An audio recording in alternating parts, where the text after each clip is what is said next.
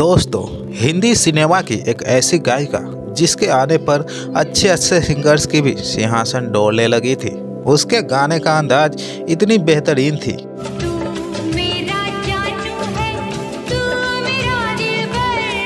कि लोग लता मंगेशकर से भी बोलने लगा था कि अब मंगेशकरों का राज गीतों से समाप्त होने वाला है। उनके गानों ने पूरे भारत के दिलों में राज करने लगा था।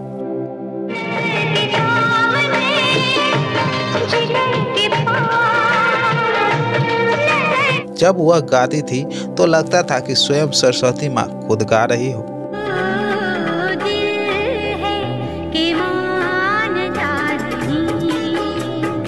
पर ऐसा क्या हुआ कि वह हिंदी फिल्मों से दूरी बना ली और उन पर जैसे दुखों का पहाड़ ही टूट पड़ा हो। आइए जानते हैं उस बेहतरीन पार्श्व गायिका के बारे में। इससे पहले आप मेरे चैनल पर नए हैं तो प्लीज सब्सक्राइब कर ले और साथ में बेल आइकन को दबाना ना भूलें।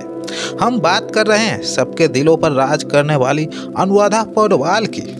क्या आप मानेंगे कि कई संगीतकारों ने जब ये कहना शुरू कर दिया कि अब लता जी का दौर खत्म हो गया है और इस गायिका का वक्त शुरू हो गया है। अनुराधा पौडवाल का जन्म 27 अक्टूबर 1954 को मुंबई में हुआ और शायद यही वो वजह थी कि उनका रुझान फिल्मों की तरफ काफी था। बात अगर उनके सिंगिंग करियर की करें तो उन्होंने साल 1973 में फिल्म अभिमान में बॉलीवुड एक्ट्रेस जया भादुरी के लिए एक श्लोक गाकर अपने सिंगिंग करियर की शुरुआत की थी।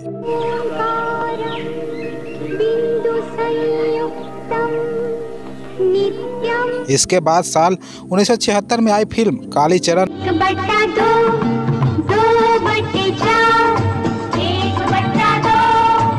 और इसके बाद फिल्म आप बीती में भी उन्होंने गाने गाए। काफी सालों तक उन्होंने फिल्मों में अपनी आवाज का जादू बिखेरा।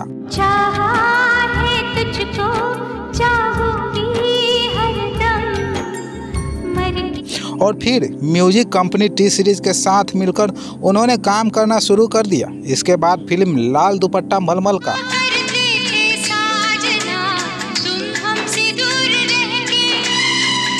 आशिकी, तेजाब और दिल है कि मानता नहीं जैसी कई सुपरहिट फिल्मों में अपनी गायकी का जलवा बिखेरा। इसके बाद अनुराधा ने कभी पीछे मुड़कर नहीं देखा और सिंगिंग की दुनिया में आगे बढ़ती चली गई।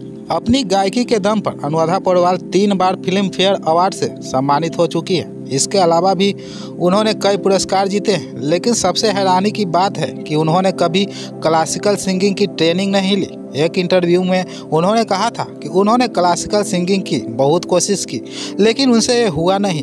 अनुराधा पौडवाल ने उस दौर के सभी बड़े संगीतकार जैसे राजेश रोशन, लक्ष्मीकांत प्यारेलाल, कल्याण जी आनंद जी और जयदेव के साथ काम किया है।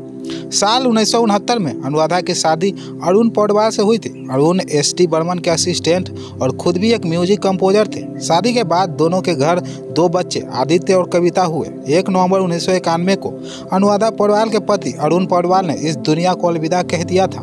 उनकी मौत एक हादसे में हो गई थी।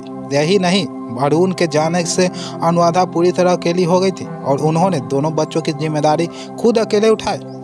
इसके बाद उनकी मुलाकात गुलशन कुमार से हुई। उस दौर की म्यूजिक कंपनी टी सीरीज एक बड़ा नाम था और अनुराधा पौडवाल ने इस कंपनी के साथ मिलकर कई एल्बम निकाली जिनमें उन्होंने अपनी सुरीली आवाज़ दी। अनुराधा को टी सीरीज के मालिक स्वर्गीय गुलशन कुमार को खोज माना जाता है। कहा जाता है कि गुलशन कुमार उन्हें दूसरी लता मंगेशकर बनाना चाहते थे। गुलशन कुमार ने ही अनुराधा को एक के बाद एक कई गाने दिए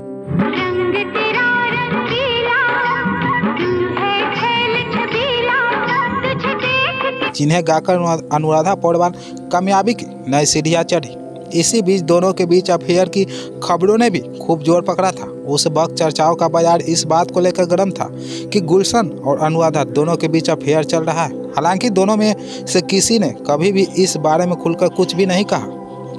उस दौर में स्वर कोकिला लता मंगेशकर बड़े सिंगर्स में से एक थी, लेकिन उस वक्त ऐसा लगता था कि जैसे अनुराधा ने उनको भी पीछे छोड़ दिया हो। यहाँ तक कि संगीतकार ओपी नैयर ने उस वक्त कहा था कि लता के दौर अब खत्म हो चुका है। इसके बाद अचानक अनुराधा पौडवाल ने ऐलान किया कि वो अब केवल टी सीरीज के लिए ही गाने गाएंगे। हालांकि इसके बाद उनकी जिंदगी थोड़ी ठहर सी गई, क्योंकि 90 के दशक की गायिका अलका याग्निक और कविता कृष्णमूर्ति को टी सीरीज के अलावा कई अन्य जगहों में गाने का मौका मिले, लेकिन अनुराधा पौडवाल ने टी सीरीज के लिए भजन और आरती गाना शुरू कर दिया था। वही जब गुलशन कुमार का निधन हुआ तो इसके बाद तो उन्होंने फिल्मी गानों को पूरी तरह अलविदा कह दिया और वो केवल भजन गाने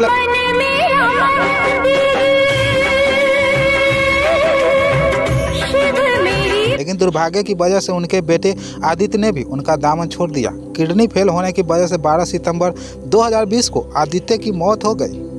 फिलहाल अनुराधा पौडवाल के लिए उनकी बेटी कविता पौडवाल ही एकमात्र सहारा बची है। वैसे अब अनुराधा अपनी बेटी के साथ ही रहती है। तो आपको अनुराधा पौडवाल की लव लाइफ कैसी लगी हमें कमेंट करके ज़रूर बताएं। साथ ही हमारे इस चैनल को सब्सक्राइब भी कर लें।